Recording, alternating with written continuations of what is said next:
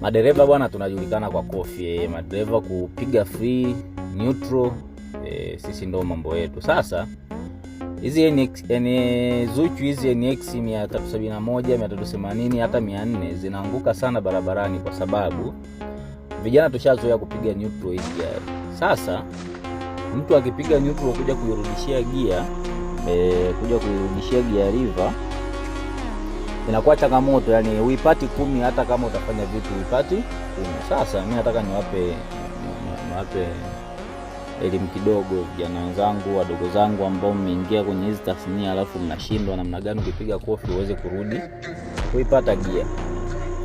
Make sure wakati umeshapiga zako kofi gari na inashuka, hizo uko speed 80, uko speed 85, uko speed 75, uko speed 70. Gear lever haiwezi kuingia mpaka unaona hiyo rotation accelerator. Hakikisha yani ukiwa speed kuanzia 75, 80, 85, 90, hakikisha accelerator yako umeikanyaga. Kama tumeelewana, ikanyaga accelerator yako hii RPM ipande ije kwenye 17, 16, 18. Kanyaga mara moja tu, ya mara moja tu. Alafu zenu unaipata gia yako vizuri kabisa, hata utasikia kelele.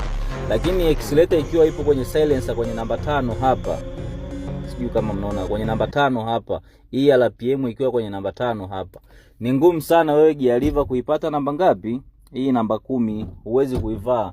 And that's why magari mengi sana yanaanguka barabarani, kwa sababu mtu ameshuka down, gear haipati, gari imeshaisha upepo, hana mahali pa kwenda, anaitupa gari chini. So nimeamua tupeane elimu hiyo ndugu zangu. Na namna gani pia unaweza kuendesha gari za Kichina.